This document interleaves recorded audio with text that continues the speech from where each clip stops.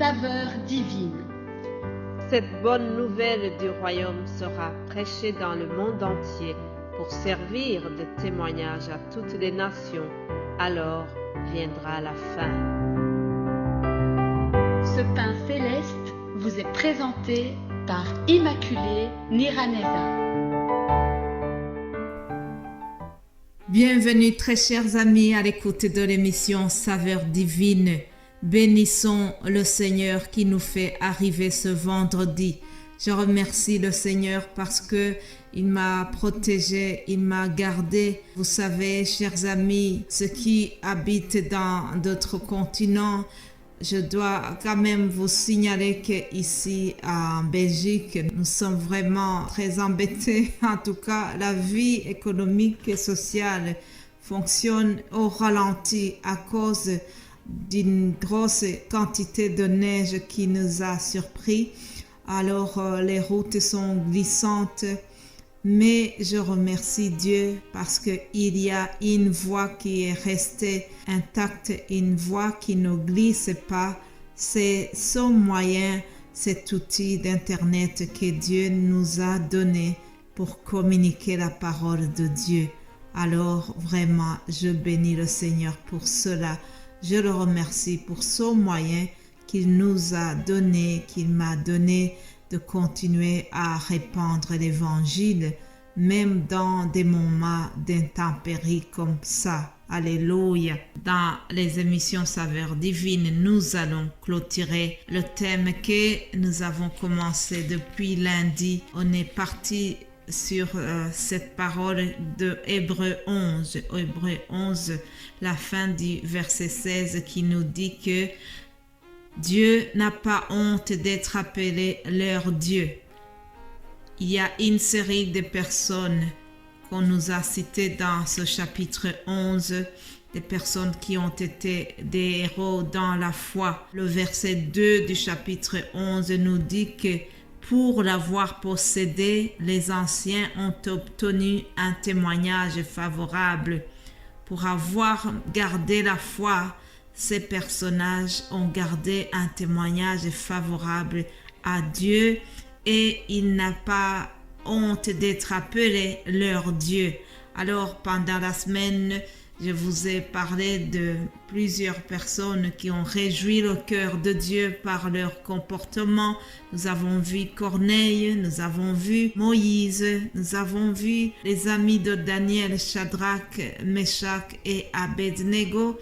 Et aujourd'hui, nous allons voir un autre personnage qui s'appelle Job. Et c'est avec lui que je vais clôturer cette semaine. Alléluia. Je vous invite à lire dans le livre de Job, chapitre 2, verset 3. L'Éternel dit à Satan, « As-tu remarqué mon serviteur Job? Il n'y a personne comme lui sur la terre. C'est un homme intègre et droit, craignant Dieu et se détournant du mal. Il demeure ferme dans son intégrité. » Alléluia. Dieu fait éloge à Job devant Satan. Il témoigne de son serviteur et il dit que Job est intègre et qu'il continue, il demeure ferme dans son intégrité.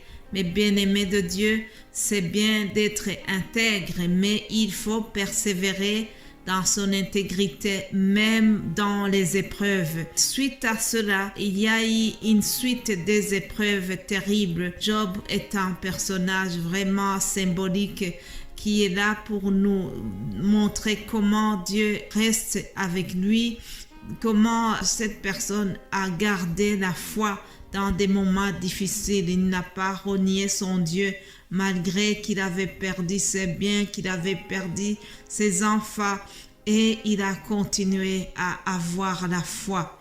Ça, c'est quelque chose qui est vraiment très remarquable. Vous savez, la femme de Job s'est moquée de lui.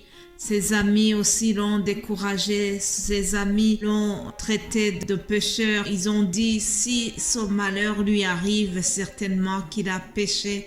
Et donc, il a été tellement déçu de la part des gens de sa famille et de ses amis proches. Cependant, dans tout ce malheur, il a gardé la foi.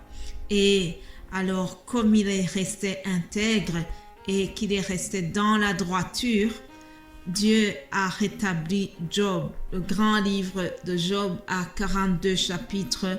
La fin du livre nous montre que Job a retrouvé la prospérité.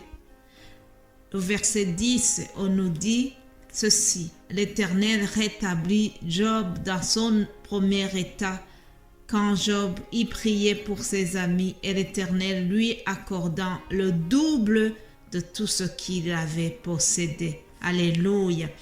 Et au verset 12, on nous dit aussi que pendant ces dernières années, Job reçut de l'Éternel plus de bénédictions qu'il en avait reçues dans les premières. Alléluia. Mon frère, ma sœur, Job est resté intègre malgré tout ce qu'il avait vécu comme épreuve. Vous savez, la Bible nous dit que ceux qui ont le cœur pervers sont en abomination à l'Éternel, mais ceux dont la voix est intègre lui sont agréables. Job est resté intègre. Dieu veut que nous soyons intègres dans des occasions remarquables et non remarquables. Joseph est resté intègre. Joseph a gardé la crainte de Dieu, même à un endroit où on ne le voyait pas. Il pouvait pécher avec cette femme de Potiphar, mais il a refusé, il a fui le péché. Alléluia. Mais bien-aimé de Dieu, notre Seigneur veut qu'on lui reste fidèle, que ce soit en public ou que ce soit en cachette. Dieu prend plaisir à une vie qui est vraiment honnête. Pour que Dieu n'ait pas honte de nous, nous devons chercher la vérité, être des personnes vraies, ne pas dire le mensonge. La Bible nous dit que les lèvres fausses sont en horreur à l'Éternel, mais ceux qui agissent avec vérité lui sont agréables. Alléluia. Si nous voulons attirer la faveur de Dieu, nous devons être des personnes honnêtes, des personnes correctes, des personnes vraies partout. La Bible nous dit aussi que, par exemple, le jeune Samuel continuait à grandir et il était agréable à l'Éternel. Alléluia. De même, lorsque Daniel était à Babylone aussi, pendant que les autres priaient les idoles, Daniel, lui, a pris une bonne résolution. Il a résolu de ne pas se souiller. Il a résolu de garder la crainte de Dieu. Voilà, chers amis, la meilleure façon de ne pas faire la honte à notre Dieu. Pendant cette année 2024, que Dieu soit fier de nous, que nous puissions lui être agréables, que nous puissions respecter ses commandements, que nous puissions vivre une vie différente, que nous puissions vivre sans se conformer au siècle présent.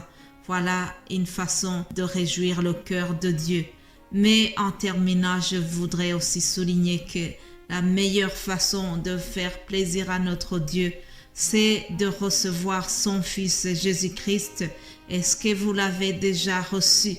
Je sais que la plupart des gens qui m'écoutent, vous l'avez déjà reçu comme votre Seigneur et votre Sauveur.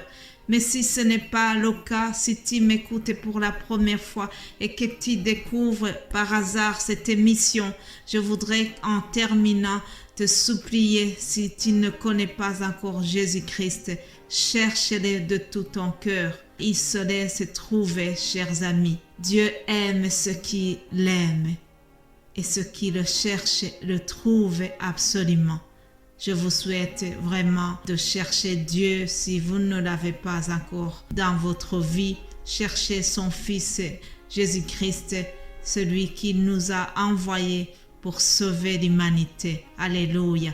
Si tu crois en lui, tu seras sauvé. Passez une agréable journée, bon week-end et nous allons nous retrouver lundi pour la suite de nos émissions. Soyez bénis abondamment au nom de Jésus-Christ. Amen.